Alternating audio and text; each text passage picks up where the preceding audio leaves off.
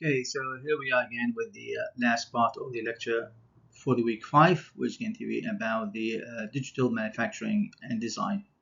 So we're going to cover the concept, the components, and we're going to talk about the digitalizations with the digitalization, and we're going to talk about the digital design and digital twin. So we start with the digital manufacturing and the design section. First, we're talking about digital manufacturing process, which is the application of the computer systems to manufacturing services, supply chain, the products, and the processes. The digital manufacturing technologies link the systems and the processes across all the areas of the production to create an integrated approach to manufacturing, from design to production and on the servicing of the final products. Digital manufacturing has three technological levels for the modern manufacturing sector, which include the digitizations, we have the digitalization, and the digital transformation.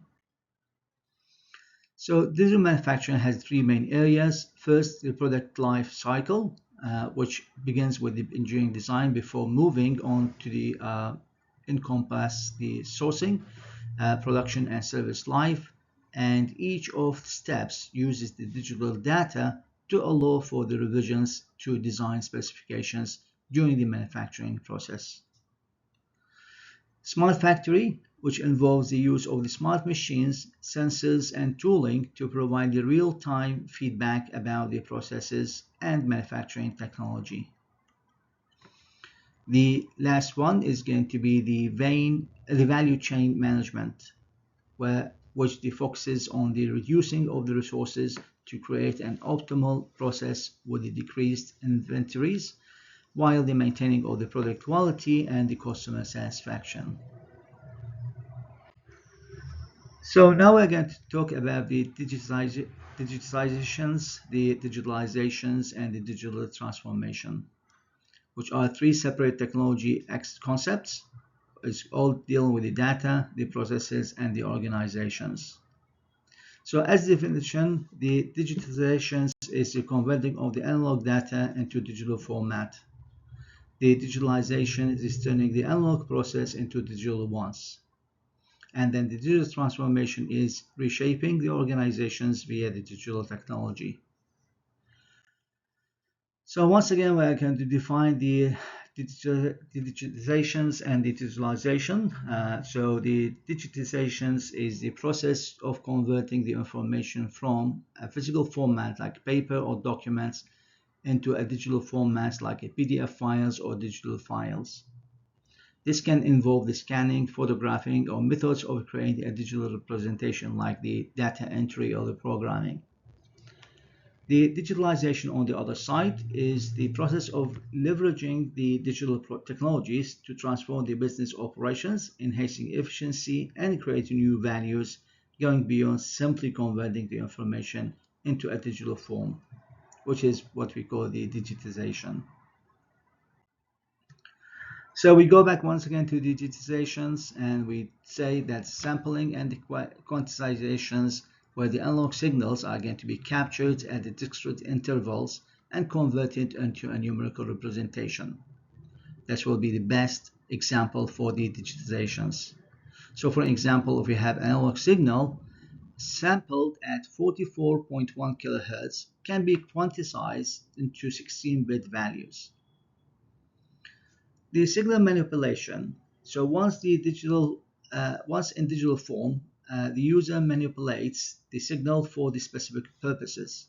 Or for instance, the audio signals can be equalized and compressed to suit the listener preferences. The storage and transmission. Well, in terms of the storage, the digital data can be compressed and stored on physical drives and cloud storage. It is also easier to be transmitted over the internet and other digital channels with a minimal loss of quality. So now we go to the digitalization, and here is everyday efficiency where digital technology is applied to daily tasks to improve the efficiency and the productivity. And business benefit with the digitalizations, the businesses can streamline their operations and make them more efficient. For the information transmission, where digital information can be transmitted and stored more easily than the analog information. So companies also save time and money by going digital. For the digital transformation is a comprehensive strategy. While using and emerging technologies, digital transformation streamline a company core operations and customer value operations. It is thorough, requiring changes in culture, structure, processes, and governance. The customer expectation is going to be increasingly customers expect the companies to offer digital solutions such as online ordering and self-services, and they are quick to take their businesses elsewhere if they do not. The technical drivers were new technologies such as artificial intelligence, big data, robotics, and the Internet of the Things create opportunities for companies to improve their operations and better serve their customers. So the similarities between the digitalizations, and the digital transformation are: first, for the technical driven, well, the tech is going to be the cornerstone. Technological advancements drive all the three, whether it's going to be converting the analog to digital data or revamping the business models. The production and the efficiency. The ultimate goal of each of the processes is to improve the productivity and the efficiency. The leveraging data, well, all the three processes utilize the data to drive the decisions and actions. The differences between them.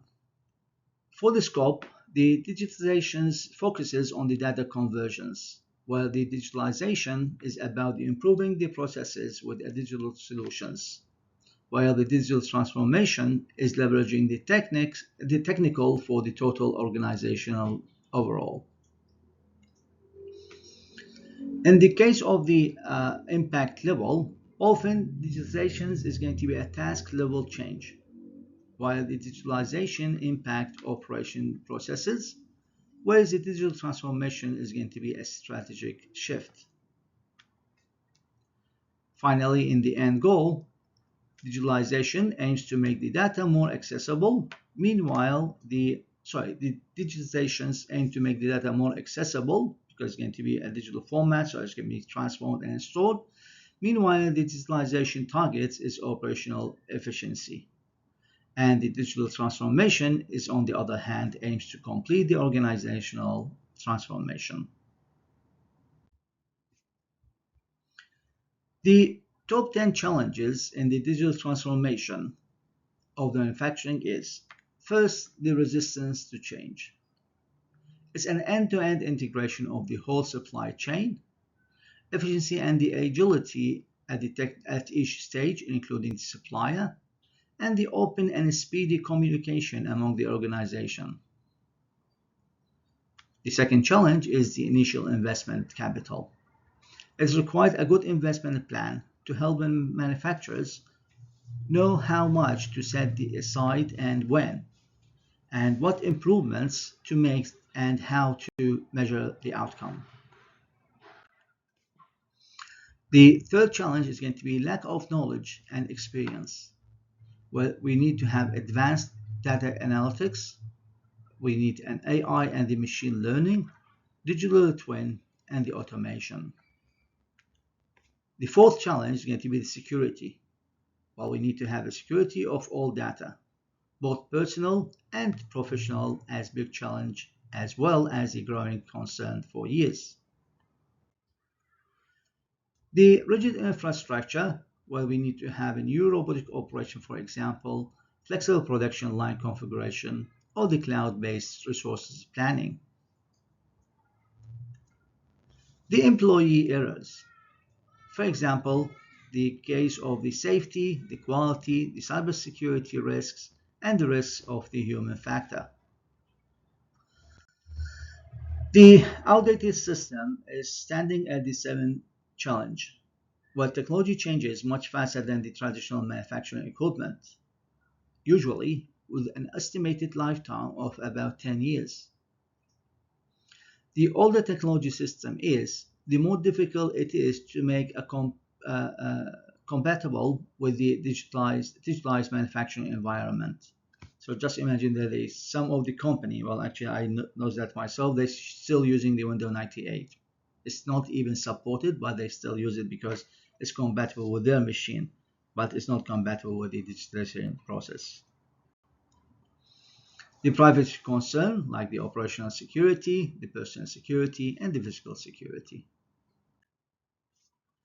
Ninth is going to be lack of the organizational change management. While we have rigid organizational structures, the inefficient workflows, and the unsuitable leadership styles. The 10th is going to be lack of the overall digitalization strategy. While strategy in place is must. Without it, the transformation could fail to get off the ground. So, for example, what are my company goals, priorities? Are they consistent across the organization, or are some areas on completely different pages? So, to overcome the challenges that we mentioned earlier, the 10 challenges, in the Industry 4, digital transformation of the manufacturing, first, the Industry 4 research, technology, and developments are going to be required. We need to have fundamental research, the applied science and technologies, the products and the services, all should be covered with research. Also, the engineering education and training. So, people like you are the future engineers. If you are actually not going to be educated and trained actually about the Industry 4 or digital transformation of the manufacturing, we're not going to go so far very soon. So we need to have a curricular development and update, the internship and the practice, the student-centered learning, and the research-informed learnings. Now, the digital design and digital twin. For example, using the 3D modeling software to design tools and machinery, as well as the factory floor layout and the production flows. The simulates of the manufacturing process to find the methods to improve the process inexpensively and quickly before the production even begins. The monitor system to assess any deviations or the problems with the production so they can be addressed quickly. Makes a fast changes to the production designs while assessing the suitability, and which can be achieved via the cloud-based design. A digital twin is an up-to-date representation of the actual physical asset in operation. As a representation of the asset in operation, a digital twin reflects the current asset condition and includes relevant historical data about the asset. Digital twins can be used to evaluate the current condition of the asset and, more importantly, predict the future behavior, refine the control, or the optimized operation. Digital twin is composed of the following three elements. First, a physical entity in real space, the digital twin software form, and the data that links to the first two elements together. So the types of the digital twins are first the component twins, which also referred to as a part twins, where the most basic level. It is not for simple parts like the screws, but it's going to be for things like mechanical sub-assemblies. We have the asset twins or the product twins, is two or more components whose the interaction is going to be represented in the digital twin. The system twins or the unit twins is assembled into a complete functioning unit. Finally, we have the process twins, but the system working together to serve a larger goal.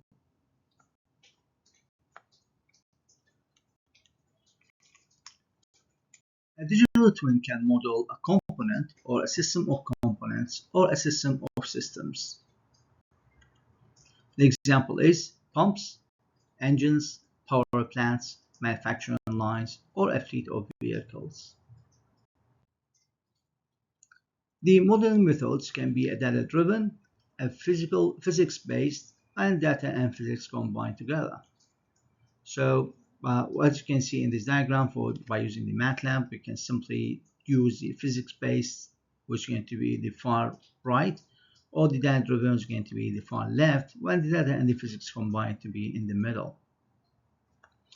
So by now we covered all the sections for the week number 5, and of course you can have the lectures, and the tutorial is going to be linked to the material that we covered earlier. And for next week we are going to have the lecture and the tutorial and the computer lab, which is going to be about the product design in the industry 4. And the reading once again is going to be the material that we have for the lectures, tutorials, and the practice notes. Thank you very much, and see you in the class.